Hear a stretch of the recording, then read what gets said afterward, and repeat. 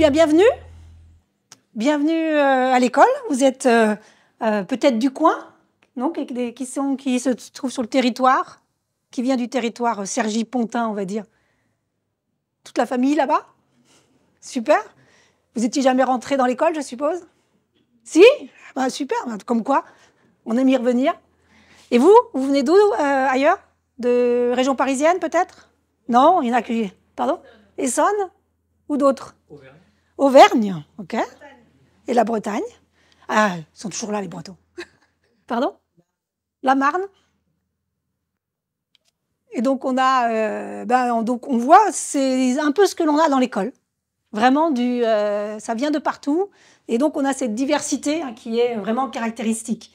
Alors, quelques mots donc, sur l'école. Vous voyez ici l'ensemble un peu des conférences qui va avoir lieu, des mini-conférences. L'idée, c'est de pouvoir entrer en relation, vous donner des idées, et puis évidemment, poser vos questions ici. Mais vous avez bien vu dans la rue, pour tous ceux qui sont en tout cas présents ici sur le site, sur le campus, vous avez pas mal de personnes pour poser vos questions. N'hésitez surtout pas. Des fois, c'est une remarque, vous ne savez pas comment poser la question, mais allez-y. Les étudiants sont reconnaissables avec leur polo rouge, les couleurs de l'école. Et puis, on a tous un petit signe NCA. Je pense qu'il n'y aura pas de problème, vous les reconnaissiez. Donc, bienvenue chez nous, sur ce campus. Et je pense que si vous êtes venus ici, c'est sans doute d'abord à cause des domaines de compétences de l'école. Je vois des têtes qui oscillent. Je pense que c'est la raison pour laquelle on vient chez nous. Ce sont des domaines d'excellence. Vous en voyez ici un certain nombre. C'est pas parce que celui que vous avez en tête n'est pas là qu'on ne le fait pas à l'école. Donc surtout justement, posez ces questions-là si vous êtes intéressé par la physique quantique et que le mot n'est pas sur l'écran. Surtout dites-le, parce qu'on va pouvoir vous dire qu'est-ce que l'on fait sur ce domaine qui pourrait vous intéresser ou qui vous intéresse déjà. Donc, beaucoup de domaines, parce que l'électronique, c'est quelque chose qui est mal connu du grand public, parce qu'ils sont cachés dans tous nos systèmes. Et aujourd'hui, on peut travailler dans tous les secteurs que l'on veut.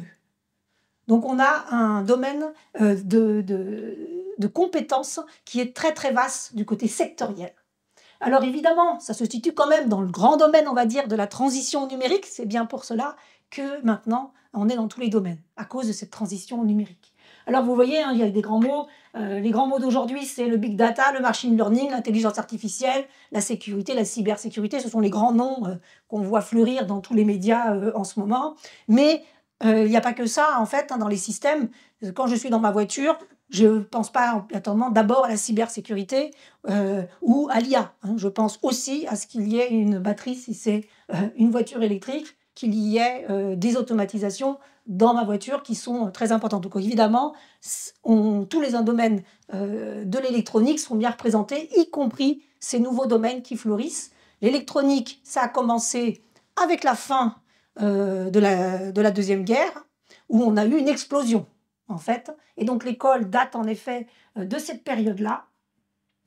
Je dois avoir ça quelque part. Même pas.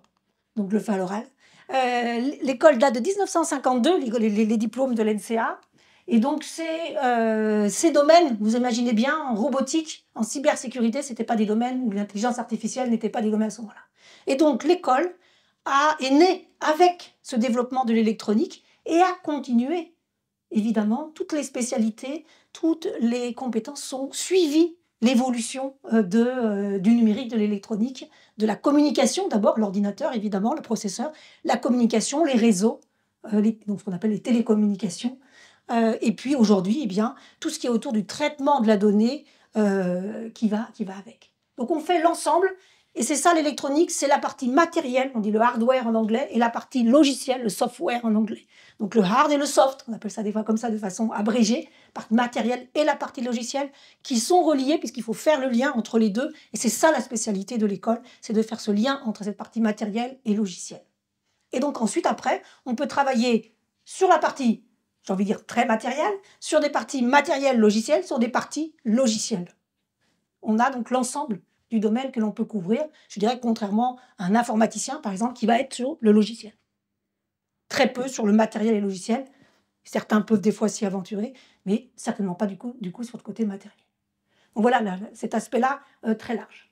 Alors, ces domaines d'excellence, eh bien, ils sont portés évidemment par d'innombrables entreprises, certaines très connues de vous, je suppose, et puis d'autres qui sont moins connues, qui sont souvent les prestataires dans les transports, dans l'avionique, ou qui sont dans la transition numérique et qui vont aussi bien dans les banques, dans les assurances, dans le médical, hein, évidemment, pour pouvoir justement aider à faire ces transitions, tous les secteurs. Comme vous le voyez, on peut avoir aussi bien les médias. C'est par exemple un des domaines sur lesquels on peut retrouver. Donc tous ces domaines-là sont des domaines où nos étudiants et nos alumni sont aussi parmi nous. Donc n'hésitez pas à aller voir, ils peuvent vous parler des métiers de l'ingénieur NCA où l'on le trouve, où on le trouve le plus souvent, mais aussi l'étendue des métiers que nos NCARC font. On appelle ça des NCARC. Pas hyper joli, mais ça fait partie de notre vocabulaire. Alors, l'école a deux grands diplômes. Un diplôme historique, j'ai envie de dire, avec une possibilité d'un apprentissage, donc un diplôme qui se fait par apprentissage. Donc, vous allez avoir deux présentations, une plus sur l'ingénieur, donc qu'on dit en statut d'étudiant, et l'autre sous ce statut d'apprenti.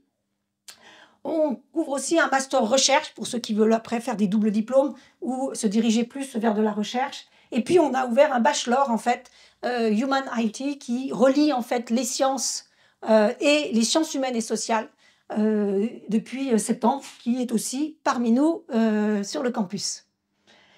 L'école, vous pouvez aller les voir dans les classements, les choses sur lesquelles vous allez souvent, je suppose. Donc, on fait partie des classements depuis des années et des années. On est dans ce pool des 30 premiers. On peut le voir par exemple sur l'ouverture sociale. Il est clairement que c'est dans l'ADN de l'école. Et nos frais d'inscription sont aussi 101 euros qui sont ministériels, puisque nous sommes une école publique. Et donc, nous sommes sous toutes les écoles publiques ne sont pas à ce tarif-là, mais nous, on est au tarif donc, le plus bas. Et donc, ce qui nous permet sans doute d'avoir une certaine approche sociale qui est dans notre ADN et sur lequel nos enseignants, nos personnels y tiennent. Et un accompagnement aussi des jeunes qui va avec cet esprit social.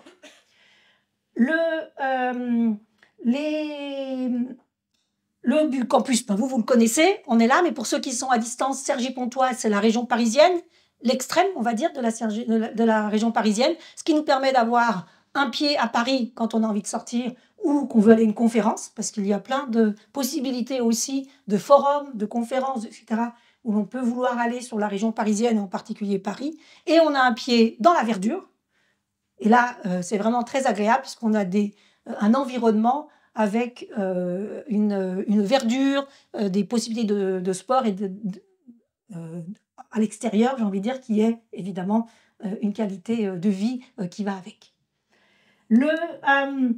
Alors, ces espaces, c'est les 18 mètres carrés que vous allez pouvoir arpenter durant cet après-midi.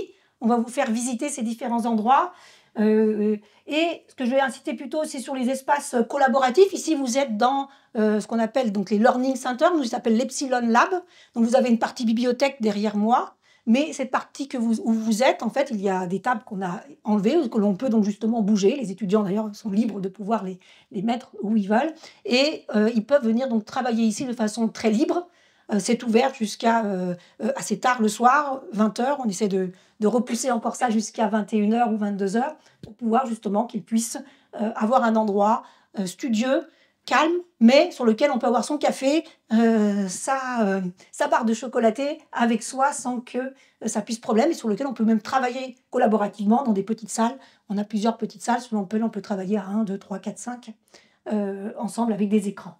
Donc ces espaces-là sont très importants.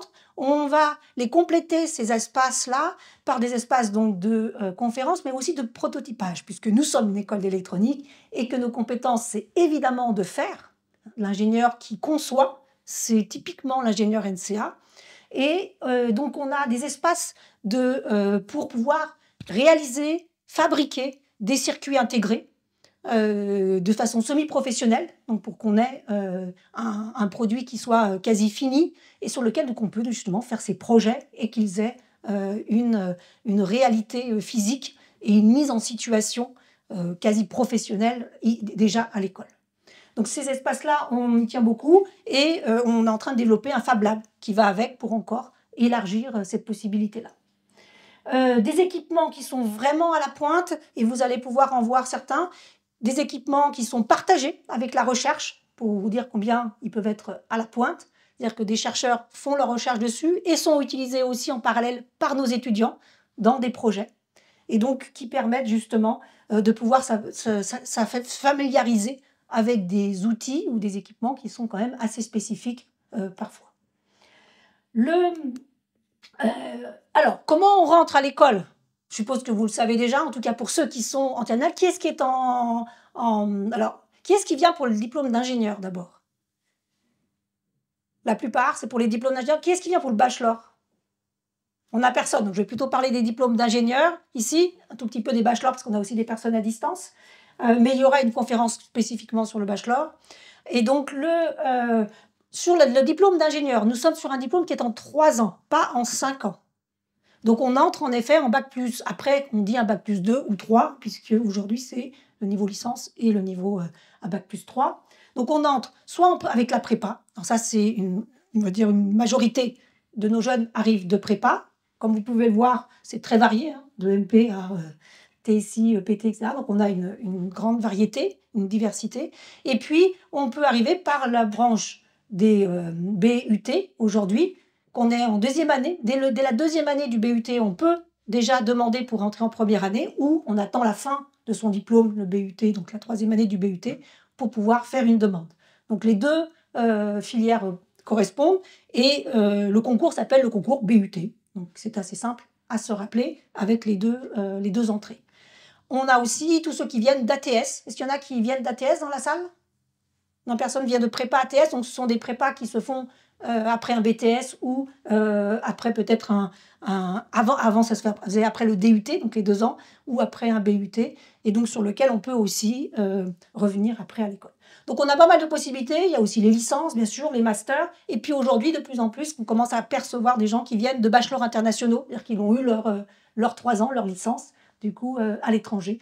Donc on a toutes ces possibilités avec des filières d'entrée. On vous en dira un peu plus pour chacun des diplômes. Sur l'apprentissage, c'est un concours sur dossier. Et là aussi, vous aurez une conférence pour peut-être poser vos questions un peu plus pointues, on va dire. Et vous avez quelqu'un dans la rue aussi pour vous répondre à vos questions sur ces concours plus spécifiquement. Voilà à peu près juste pour vous montrer la répartition. Hein. La plupart, donc comme vous voyez, une grosse partie vient en effet de prépa. Et donc on a cette mixité entre les différentes parcours d'entrée chez nous. Le cycle d'ingénieur, vous le connaissez, sur 3 ans, 3 années qu'on passe à l'école, mais pas mal de possibilités, comme vous pouvez le voir, pour partir à l'étranger. Alors une première année qui quand même se passe généralement pas mal à l'école. 100% de nos étudiants sont sur le campus la première année, avec un stage qui peut se faire à l'étranger, mais 100% des étudiants sont ici.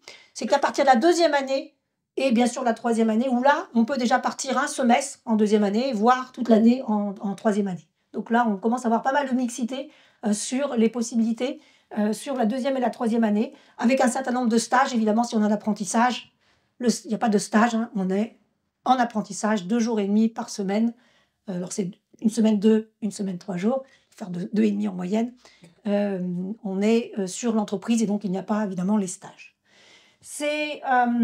La 3e année donne pas mal de possibilités et donc ça, je vous invite vraiment à venir à la conférence aussi qui est sur ce diplôme-là. Vous avez énormément de possibilités sur l'étranger, énormément de possibilités aussi de double diplôme et donc renseignez-vous pour savoir un petit peu ce qui pourrait vous intéresser dans des domaines qui pourraient vous intéresser. Alors, cette formation, moi je vais mettre que quelques mots, hein, mais c'est vraiment un socle scientifique solide. Et c'est cela sur lequel l'NCA insiste beaucoup. Nous avons une première année où il y a un socle scientifique important qui nous permet en fait de rejoindre la partie technique qui permet de monter dans une expertise un cran plus haut une fois qu'on a ce socle scientifique complet. On peut aborder la technique très tôt, hein, on peut le faire après le bac, etc., d'aborder un certain nombre de techniques, mais pour avoir une compréhension et aller bien au-delà de la basique de la technique, il faut avoir ce socle scientifique et surtout aujourd'hui, si on veut être dans l'innovation, ensuite dans la conception innovante, il faut ce socle scientifique pour pouvoir faire, en tout cas, de l'innovation dans du high-tech. Donc c'est des compétences que l'on recherche beaucoup. On a une approche système, comme je vous l'ai montré, avec le côté matériel et logiciel, dans cet aspect très vaste, y compris la partie énergie, puisque dans tout système numérique, il faut lui mettre un peu d'énergie pour que ça puisse marcher. Donc on a aussi cette partie-là. Et ensuite, eh bien, nous avons toute une partie qui est de personnalisation du parcours. Vous l'avez entendu pour l'aspect international, etc. Mais vous avez une personnalisation déjà aussi dans les parcours avec des options, avec des spécialités, avec des majeurs. Donc il y a une façon de personnaliser déjà son parcours de façon très importante plus les années montent. Ces mises en situation professionnelle aujourd'hui, on le travaille énormément pour qu'on ait des compétences qui soient bien marquées. Et on a introduit depuis maintenant 1 ou 2 ans tout ce qui est autour de l'intégration des enjeux développementaux de façon très explicite. Et bien sûr, on monte en puissance année après année sur ces thèmes-là pour que ça se reflète dans l'ensemble de nos enseignants.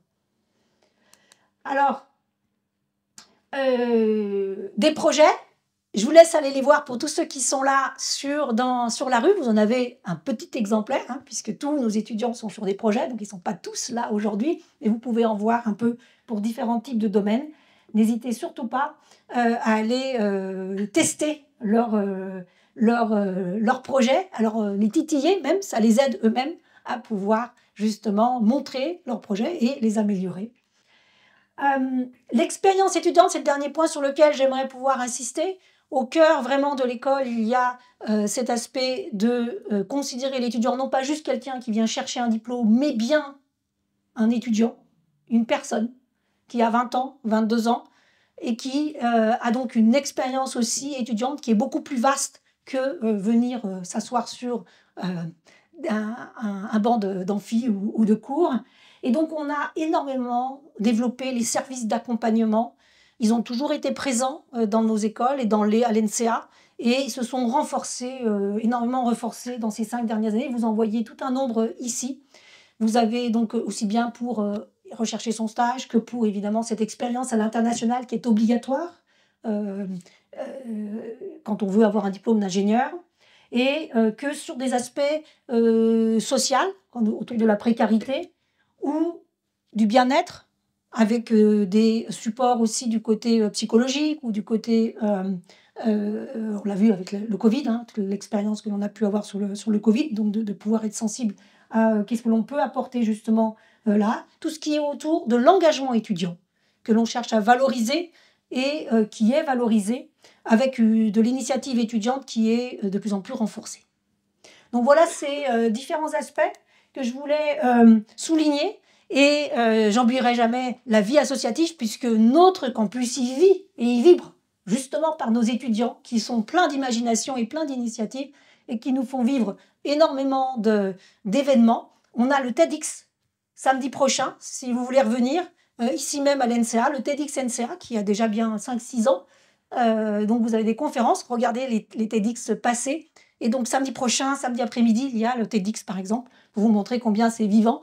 On a un hackathon aussi qui a été créé par nos étudiants qui aura lieu bientôt. Voilà, donc tout un écosystème à découvrir pour nos jeunes. C'est tout un environnement qui est propice justement à ce qu'ils puissent s'épanouir, à qu'ils puissent exprimer l'ensemble de leur potentiel, à se connaître eux-mêmes et à pouvoir devenir justement des ingénieurs qui aient un impact dans cette société.